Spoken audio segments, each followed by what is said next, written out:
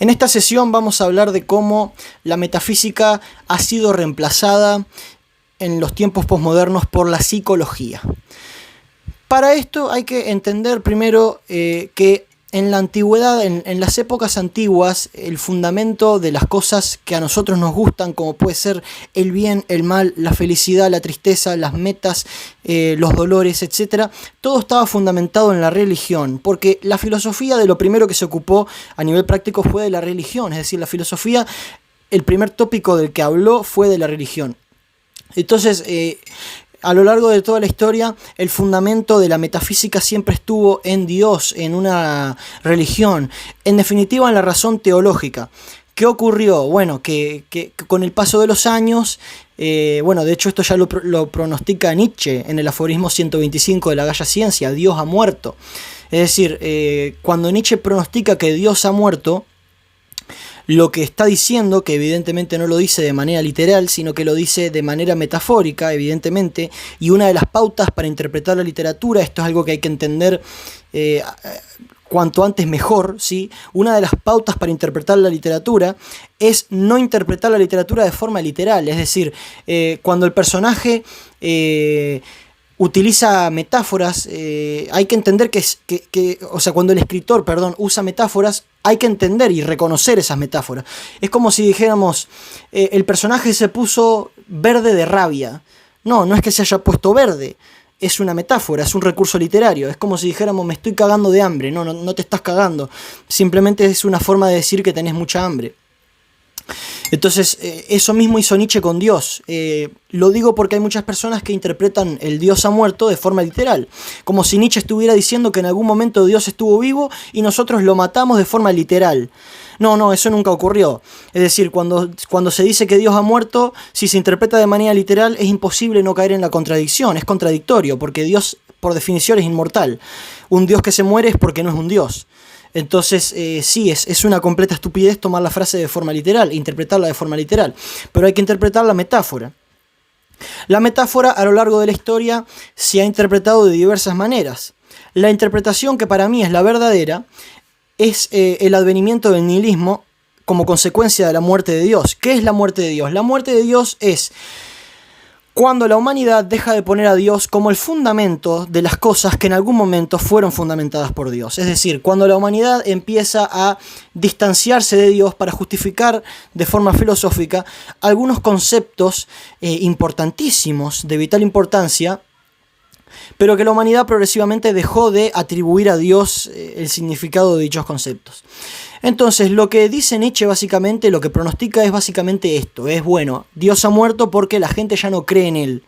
No cree en Él porque ya no encuentra en Dios un fundamento para la vida, no encuentra en Dios una razón para seguir viviendo, no encuentra en Dios el fundamento de la felicidad, del bien, del mal, de las emociones, etcétera, de todo lo que puede hacer de la vida, ¿no?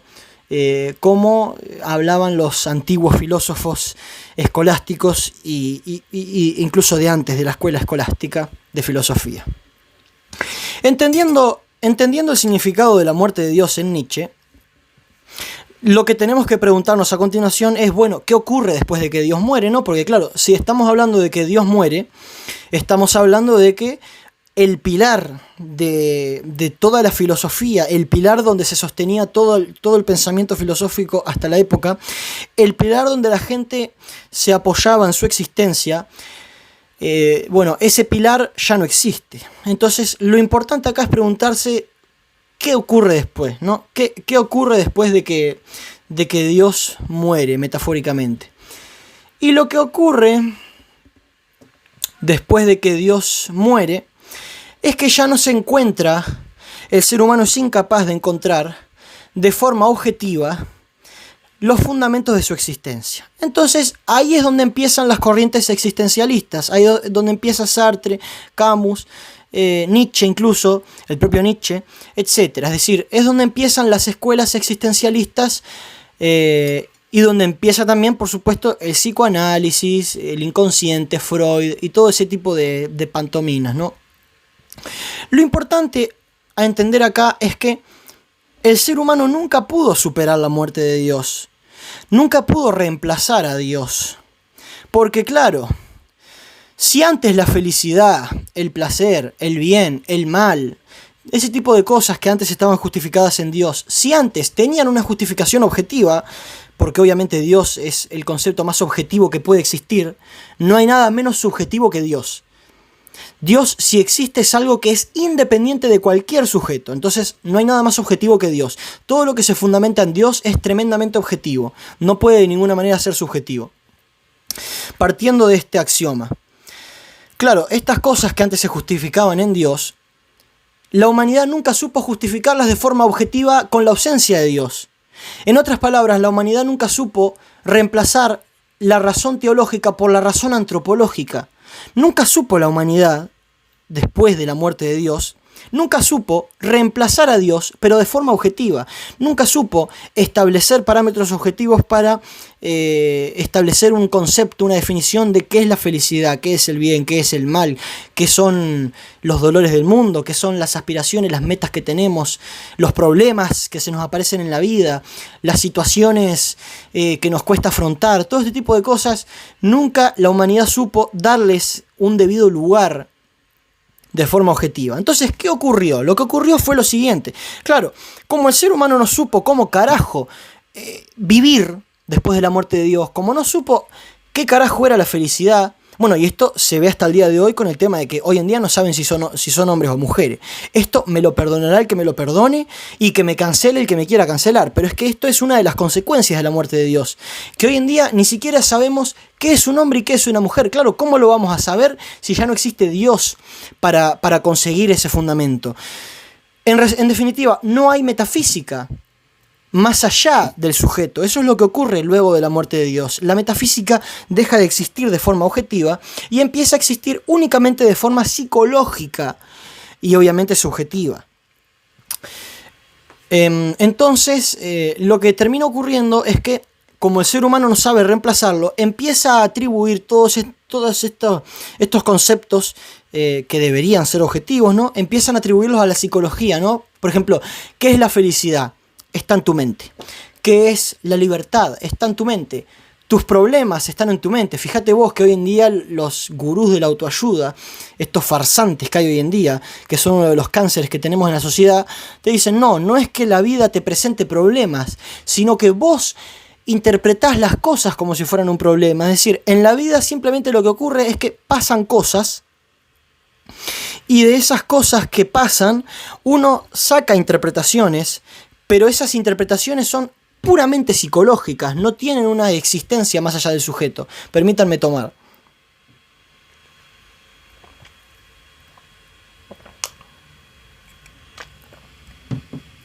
Porque no hay nada más asqueroso que un café frío. Bueno, ¿por dónde iba? Estos fundamentos ahora se encuentran en la psicología. ¿Por qué se encuentran en la psicología? Porque supongamos un esquema en donde el ser humano, no sé, no tengo nada para representar esta tapita de cerveza. Ponele que el ser humano es esta tapita de cerveza. Y acá arriba estaba Dios. Entonces, bueno, ¿de dónde venían las cosas, los valores de la vida, nuestra felicidad, nuestras ganas de vivir, todo lo que conformaba una existencia? ¿De dónde provenía? Bueno, venía de Dios. ¿Qué fue lo que ocurrió? Claro, todo lo que está fuera de la tapita es objetivo. Eso estamos de acuerdo. Todo lo que está fuera de esta tapita existe de forma objetiva e independiente. Claro, Dios es lo que más existe de forma objetiva, porque Dios, por definición, es el que es. Dios es lo único que existe por sí mismo, sin necesidad de algo que lo haga existir o que le dé la existencia. ¿Se entiende? Esto cualquiera lo sabe, no hace falta que yo lo venga a decir. ¿Qué pasa? Cuando Dios muere, esto desaparece, pum, desaparece del mapa, ya no existe. Y el ser humano acá nunca supo para dónde agarrar. Es decir, fíjate vos que la objetividad sigue existiendo, la realidad existe de forma objetiva, pero ya no sabemos cómo carajo enfrentarla, porque nos falta esta luz que nos iluminaba, que era Dios, ¿no? La idea de Dios. Ahora ya no la tenemos. Entonces, ¿dónde vamos ahora nosotros a encontrar ese foco, ese camino a seguir, ¿no? Esa forma de encontrar fundamento en la existencia, ya no la tenemos. Entonces, ¿qué ocurre? Que el ser humano nunca supo, después de la muerte de Dios, salir de la tapita que el ser humano representa con respecto a la realidad. Es decir, el ser humano nunca supo comprender la realidad en sí misma. Esto además viene fundamentado con la doctrina del idealismo alemán. Como sabemos, el señor Immanuel Kant, en su crítica a la razón pura, establece nuevas formas de enfrentarse a la realidad, totalmente disociadas de la realidad.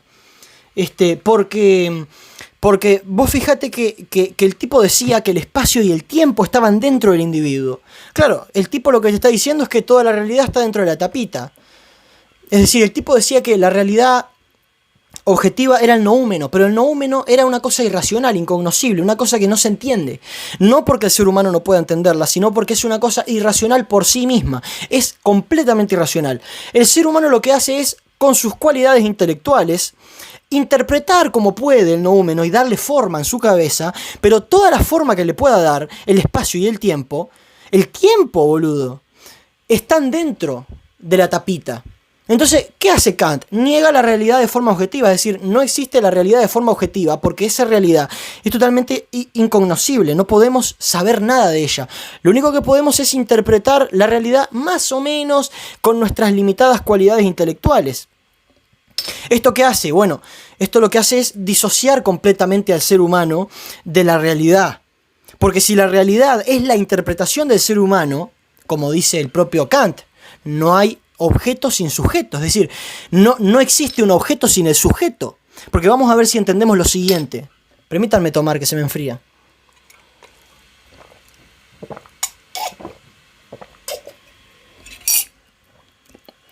Vamos a entender lo siguiente. Si el tipo te está diciendo que no hay objeto sin sujeto y que no hay espacio y tiempo sin sujeto, lo que te está diciendo es que la realidad en sí misma es una cosa que prácticamente inexistente, no tiene una existencia real.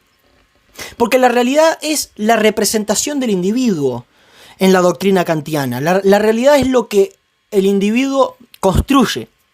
Fíjate vos que la mayor diferencia entre la doctrina de Kant y el realismo es que, según el realismo, es la realidad la que se le aparece al individuo. Es decir, la realidad se le aparece al individuo y el individuo se enfrenta a ella. En la doctrina kantiana pasa lo contrario, no es la realidad la que se le aparece al individuo, sino que es el individuo el que crea la realidad. Es decir, ya la realidad no viene de afuera hacia adentro, sino que viene de adentro hacia afuera. Esa es la principal tesis de la doctrina kantiana. Esto obviamente que provoca que no pueda existir nada fuera del individuo, fuera de las concepciones intelectuales que el individuo le da a la realidad. A raíz de esto, de este idealismo alemán, del cual después nace Hegel, Schopenhauer, Nietzsche, incluso Heidegger, Freud, ¿sí? Claro, si partimos de la idea de que la realidad es una cosa que está dentro del ser humano, evidentemente la muerte de Dios lo que va a dejar de manifiesto es que a partir de este momento en el que Dios muere, todo está dentro de la mente del ser humano. ¿Y qué es el estudio de la mente? Pues la psicología. Entonces, por definición, la psicología es el reemplazo de la metafísica, en tanto que la psicología estudia lo que en algún momento era concerniente a la metafísica, porque ahora toda la realidad, todos los valores, todo lo que al ser humano lo hace feliz, triste, los problemas de la vida, todo lo que nosotros enfrentamos día tras día desde que nos levantamos de la cama, todo eso pasa a estar en nuestras cabezas, no solo por el idealismo alemán, sino también porque no supo la humanidad, como dije anteriormente, reemplazar a Dios con la razón antropológica. Porque en definitiva, la sociedad posmoderna no sabe razonar sobre la realidad. No sabe, porque considera que la realidad está enteramente dentro de la cabeza, es la representación del ser humano. No hay una realidad que existe de forma objetiva y que nosotros más o menos la interpretamos, sino que al revés, nosotros construimos la realidad en base a lo que percibimos de un noúmeno incognoscible. Fíjate que es totalmente opuesta a la doctrina, porque en una doctrina te hablo de un noúmeno incognoscible que nosotros más o menos interpretamos, y en la otra te hablo de una realidad absolutamente real y objetiva e independiente, ¿sí?, que es totalmente contradictoria con la doctrina kantiana, la cual nosotros más o menos interpretamos. No es lo mismo, no es lo mismo. No es lo mismo porque, según Kant, el mundo es tu representación del mundo, es así tal cual. O sea, el mundo es como a vos se te representa, y esa es la realidad.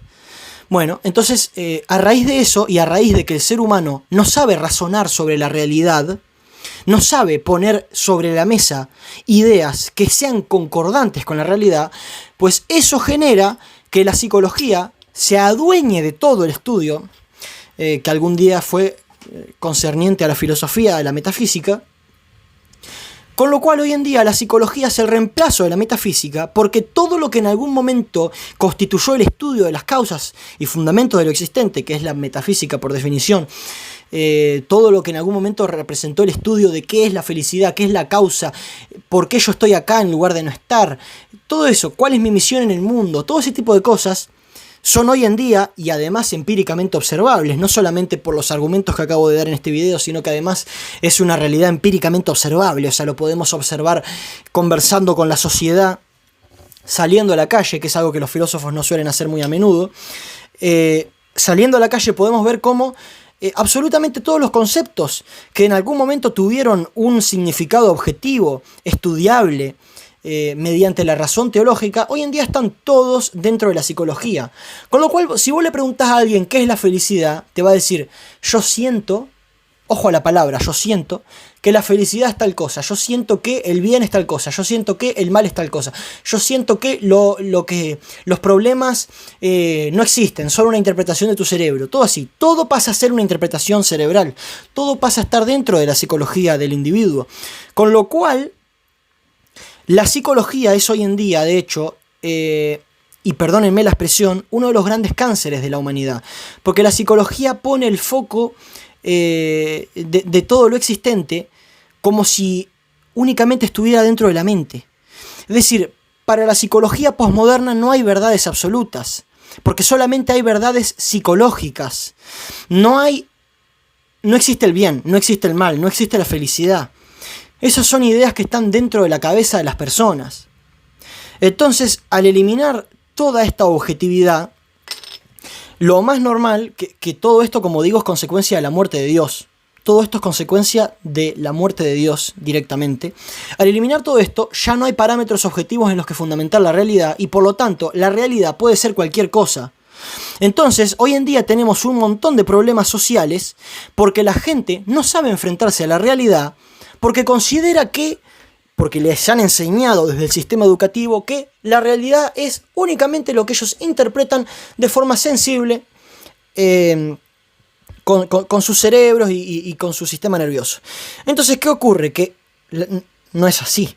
No es así porque esto, el gran mérito del Quijote de la Mancha, como ya se ha dicho, que lo tengo acá, el gran mérito del Quijote es haber hecho la mayor crítica al idealismo trascendental, al idealismo puro, diría yo, al idealismo, es decir, a la doctrina que considera que las ideas están por encima de la realidad. El Quijote es la mayor crítica al idealismo porque es una constante dialéctica, un constante conflicto entre los personajes, en este caso el Quijote y Sancho, y la realidad. Y la mayor demostración de esto, la mayor demostración de que el Quijote es justamente la negación del idealismo, que fue un libro escrito hace más de 400 años, ¿no? O sea, si hubiera sido escrito hoy, era una cosa revolucionaria. Lo fue en su época, pero hoy en día más, porque la gente lo tiene más interiorizado, por alguna razón. El mayor mérito del Quijote se ve claramente en el capítulo 8, cuando el Quijote sale con Sancho y al ver unos molinos de viento, al divisar a la distancia unos molinos de viento, el Quijote en su locura, que por cierto la locura del Quijote es fingida, ¿no? Pero eso da para otro video, el Quijote en su locura lo que ve son gigantes, no molinos de viento. Porque el Quijote a lo que está loco, delirando, ve gigantes donde hay molinos de viento. ¿Y qué es lo que ocurre? Agarra la lanza, ¿sí? Embiste al gigante y, sorpresa, era un molino de viento. El aspa le pega, de hecho acá está la ilustración, déjenme ver si la encuentro, no quiero tardarme mucho en buscar este tipo de cosas, ¿no? Pero más o menos está por acá. Fíjense que acá está la ilustración. Acá estoy mostrando la ilustración de cómo el aspa, que es esta de acá, le pega al Quijote, ¿sí? Esto está ilustrado por Gustave Doré, que es un ilustrador del siglo XIX. Entonces, ¿cuál es el mérito de esto? ¿Qué significa esto? ¿No? La importancia del episodio de los molinos de viento. Que vos podés pensar lo que quieras de la realidad. La realidad puede representarse en tu mente como vos quieras. Vos podés ver gigantes, o podés ver muñecos de goma, o podés ver patitos de hule. Podés ver lo que vos quieras, pero la realidad va a seguir siendo lo que es, por sí misma. Entonces, cuando el Quijote embiste el molino de viento, cuando el Quijote no puedo aceptar solicitudes, gurises, ahora después hablamos un poco, ahora después, espérense un toque.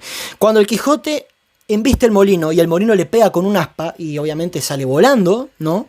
Porque, sorpresa, era un molino. Bueno, lo que está diciendo es, idealista, boludo, pensá lo que vos quieras, que el mundo es tu representación, que vos podés ver las cosas como vos quieras, pero la realidad va a seguir siendo como es, y si no te amoldás a ella, te va a cagar a trompadas. Es decir, es muy curioso que justamente el aspa le pega al Quijote y lo manda a volar, porque es como un cachetazo de la realidad, como si estuviera diciendo, mirá, boludo, vos podés pensar que yo soy lo que vos quieras, yo voy a seguir siendo un molino de viento. Es decir, vos podés pensar que yo soy un gigante, y no por eso voy a ser un gigante. Yo soy un molino de viento, y si venís te voy a pegar con el aspa. Pienses lo que pienses, acá las aspas van a seguir girando, independientemente de tu opinión o de tu percepción. Porque la realidad está por encima del individuo. De hecho, la realidad está por encima de la percepción. Es decir, la percepción viene después, ¿sí? La realidad es lo primero. A partir de la realidad viene todo lo demás, ¿sí? Esta es la doctrina del realismo, por supuesto, ¿no? Es decir, es algo que existe académicamente.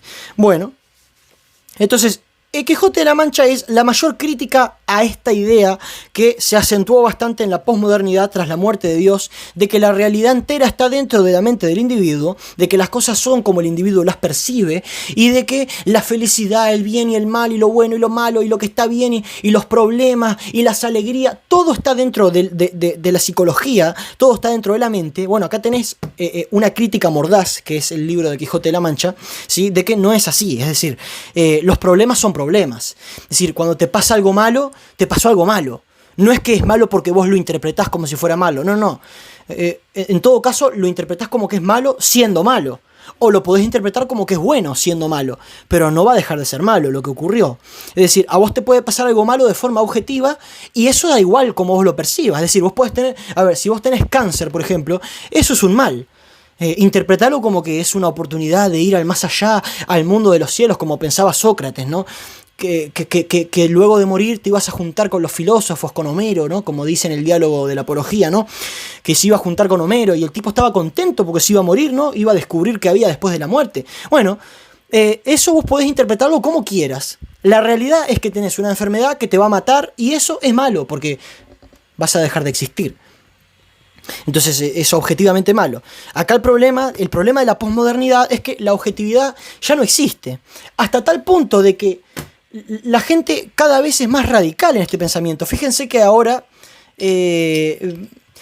prácticamente la gente no solo va al psicólogo por todo, no solo va al psicólogo cuando tiene el más mínimo problema, buscando que el psicólogo de alguna manera, porque esto es lo que hacen los psicólogos en definitiva, buscando que el psicólogo transforme el problema en algo bueno, pero lo que ocurre en realidad es que el psicólogo agarra un problema, un mal objetivo, y lo que hace es transformar la interpretación de ese mal, como si fuera algo bueno. Es decir, lo que hace es cambiar tu percepción de un evento malo, ¿no? Se te muere un familiar o lo que sea, y el psicólogo lo que hace es intentar cambiar la percepción que vos tenés de ese evento de mala a neutral o buena.